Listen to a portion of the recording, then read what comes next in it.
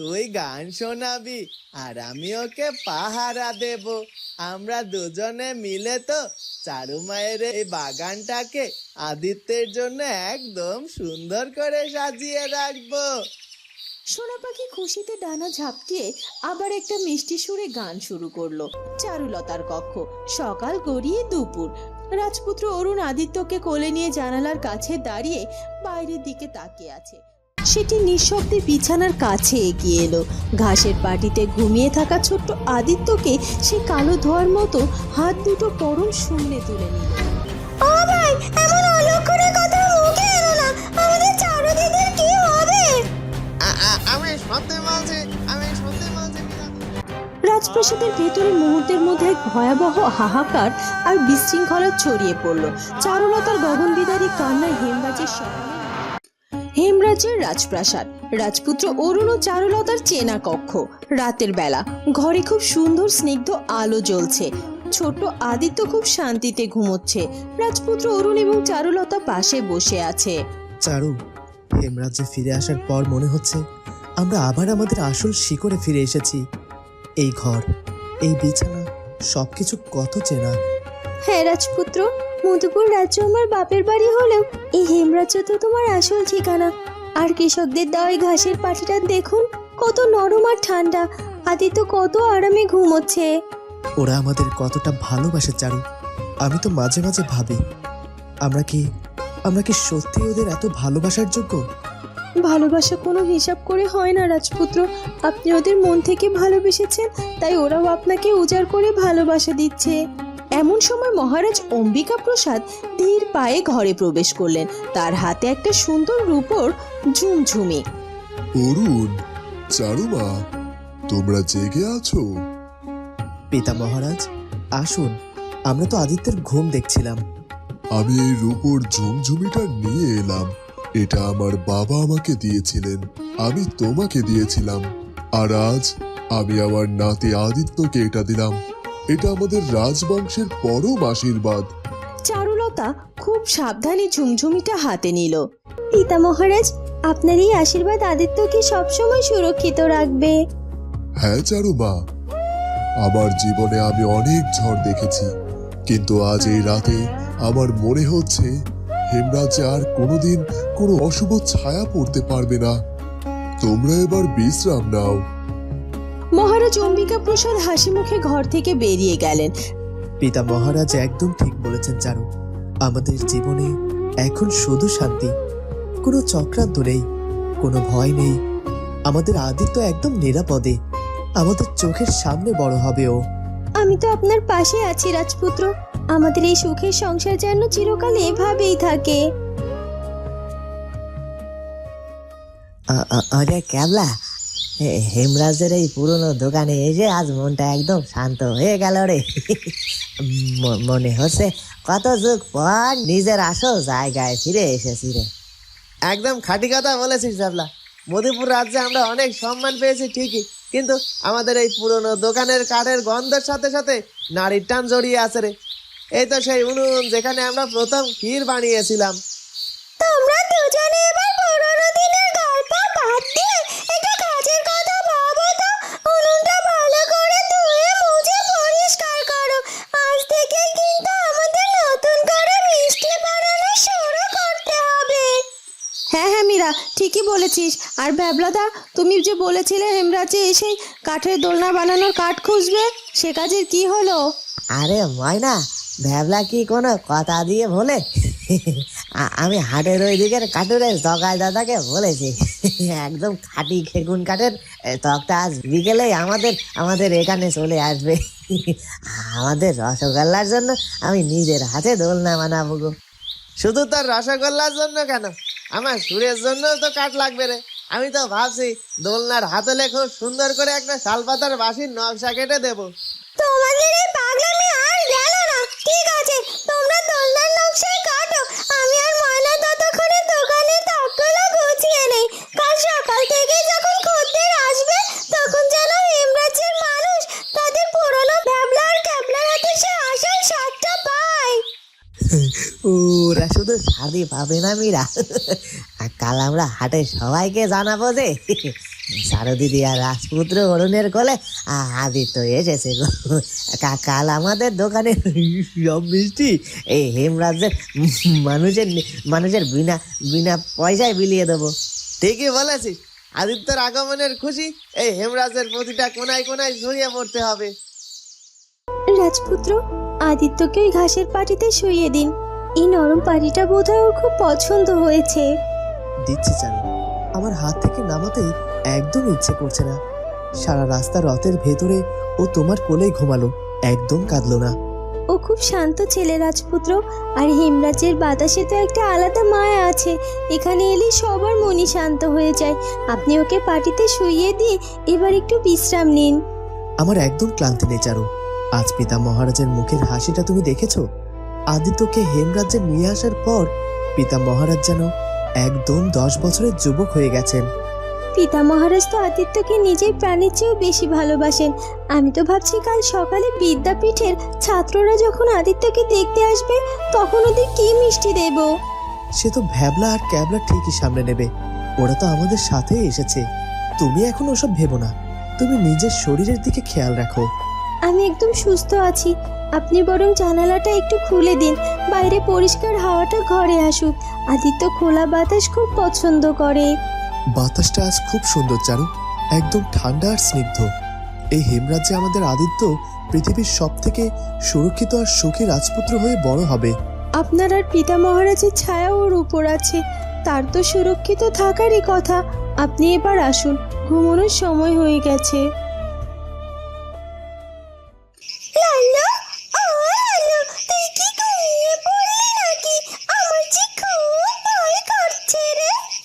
মা, ঘুমাবো কি করে সোনা পাখি? আমার তো গা ছমছম করছে। বাতাসটা হঠাৎ এত ঠান্ডা হয়ে গেল কেন রে?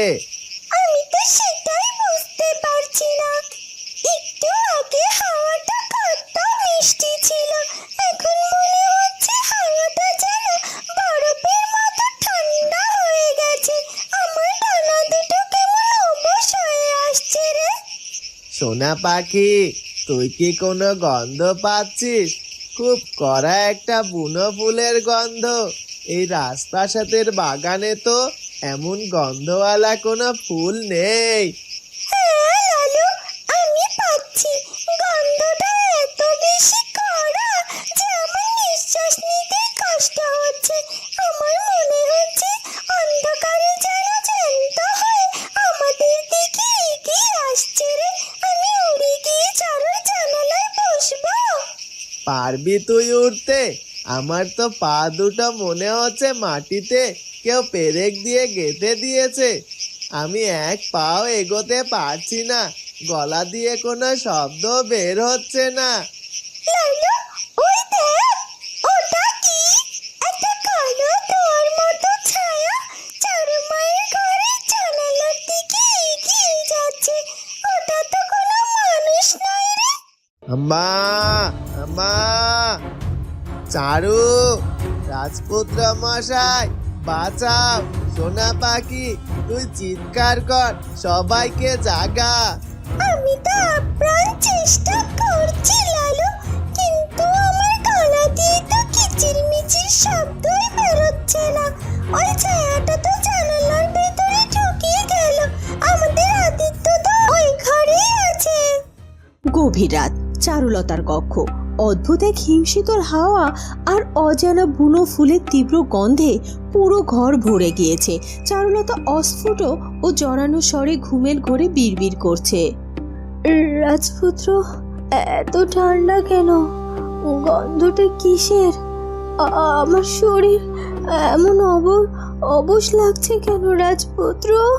চারুলতা চোখ খোলার আপ্রাণ চেষ্টা করে, কিন্তু তার চোখের পাতা যেন আঠার মতো জুড়ে আছে। হাত পা নাড়ানোর কোনো শক্তিও নেই।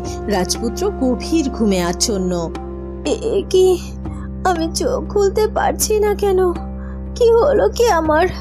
অরুণ, অরুণ, রাজপুত্র অরুণ, কোথায় তুমি? ঠিক সেই মুহূর্তে জানালার খোলা অংশ দিয়ে একটি নিকষ কালো ছায়া ঘরের ভেতরে প্রবেশ করলো। ছায়াটির কোনো স্পষ্ট আকার নেই, সেটি নিঃশব্দে বিছানার কাছে এগিয়ে এলো। ঘাসের পাটিতে ঘুমিয়ে থাকা ছোট্ট আদিত্যকে সে কালো ধোয়ার মতো হাত দুটো পরম শূন্যে তুলে নিল।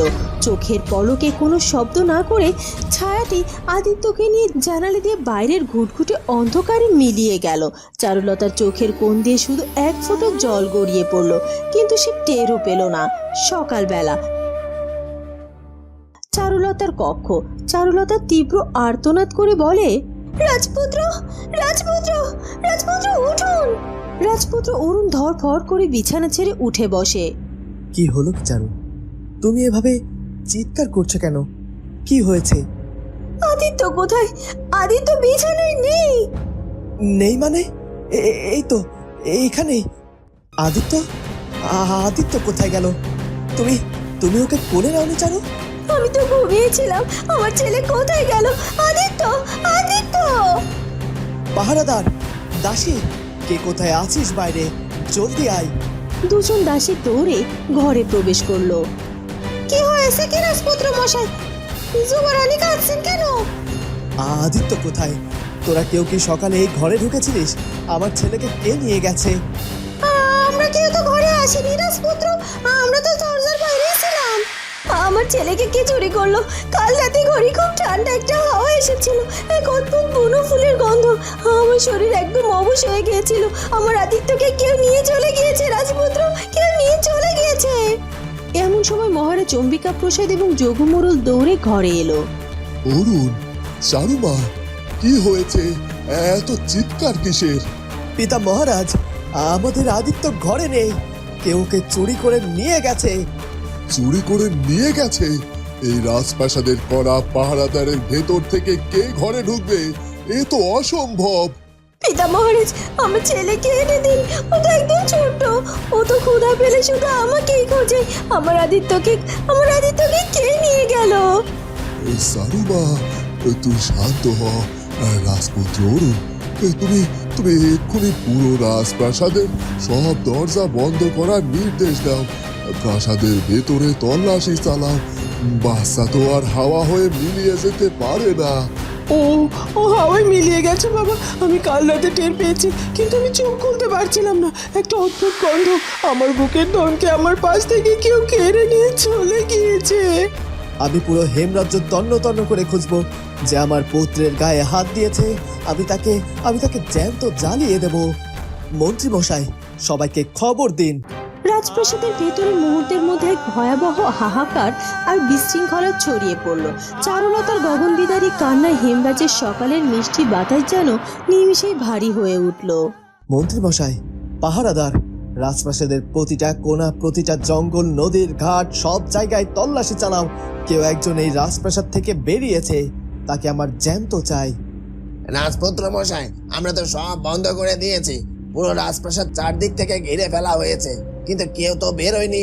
সব দরজার তালা ভেতর থেকে বন্ধ ছিল। এটা কি বলছিস তুই? তালা বন্ধ থাকলে কেউ একটা জ্যান্ত বাচ্চাকে নিয়ে বেরিয়ে গেল কিভাবে? সে কি হাওয়ায় মিলিয়ে গেল? আমার কিচ্ছু শোনার দরকার নেই বাবা, আমার ছেড়ে চাই, আমার আদিত্যকে চাই। তোমরা সবাই ঘোড়া নিয়ে চারদিকে ছড়িয়ে পড়ো, রাজ্যের সীমানা পার হয়ে যাও। রাজপুত্র অরুণ, আপনি শান্ত হন। মাথা ঠান্ডা না রাখলে আমরা তো সূত্র হারিয়ে ফেলবো। কেউ তো একটা চিহ্ন অন্তত রেখে যাবে। কোনো চিহ্ন নেই বিদ্যাধর মশাই। চারু বলেছে ঘরে একটা বুনো ফুলের গন্ধ আর ঠান্ডা হাওয়া ছিল, কিন্তু সেই গন্ধ ধরে আমি কোথায় খুঁজবো? আমার তলোয়ারের আজ কি দাম যদি আমি আমার নিজের ছেলেকে বাঁচাতেই না পারলাম। ক্যাবলা, ক্ষীরের সন্দেশগুলো সব বড় থালায় সাজানো হয়ে গেছে, মীরার ময়নাও তৈরি। চল, আমরা এখন রাজপ্রাসাদে যাব। হ্যাঁ ভাবলা, আজ হেমরাজের কেউ খালি মুখে ফিরবে না। আদিত্যর জন্য আজ আমাদের সবচেয়ে বড় আনন্দের দিন। একটা শূন্য হাঁপাতে হাঁপাতে ছুটে এলো। ভাবলা ভাই, সব শেষ। আমাদের রাজপুত্র আদিত্যকে কাল রাতে কেউ চুরি করে নিয়ে গেছে। কে কে কে কে বলছো? কে? মাথা খারাপ হয়ে গেছে তোমার? এই তো কাল আমরা আদিত্যকে নিয়ে এলাম। ও ভাই, এমন অলক্ষণের কথা মুখে আমি সত্যি বলছি মীরা দিদি, যুবরানী মা পাগলের মতো কাঁদছেন আর রাজপুত্র অরুণ তলা নিয়ে পুরো রাজ্য তন্ন তন্ন করে খুঁজছেন, কিন্তু আদিত্যর কোনো খোঁজই নেই।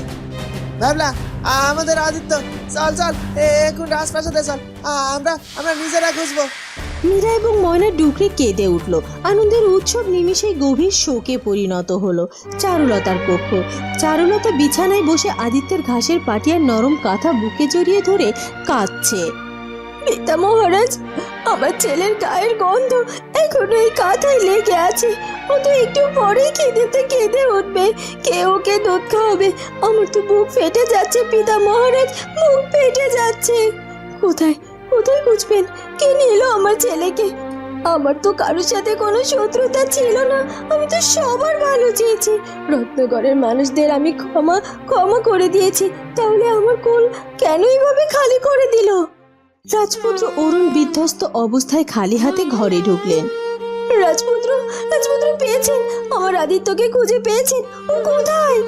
কোথাও নেই চারু, কেউ কিচ্ছু দেখেনি, কেউ কিচ্ছু জানে না, যেন যেন সত্যি সত্যি হাওয়ায় মিলিয়ে গেছে। আপনি একজন বীর রাজপুত্র হয়ে নিজের সন্তানকে রক্ষা করতে পারলেন না। আপনি না বলেছিলেন আমাদের জীবনে কোনো অশুভ ছায়া পড়বে না, আমাদের ছেলেকে এনে দিন। আমি আর কিচ্ছু চাই না, কিচ্ছু চাই না, কিচ্ছু চাই না। চারুলতা কান্নায় ভেঙে পড়ে। রাজপুত্র অরুণের দু চোখ বেয়ে অঝরে জল পড়ছে, কিন্তু সেই কালো ছায়া আর বুনো ফুলের গন্ধের রহস্য তখনও সবার অজানা।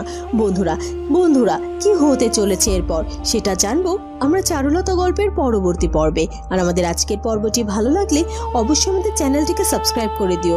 দেখা হবে নতুন পর্বে। ধন্যবাদ।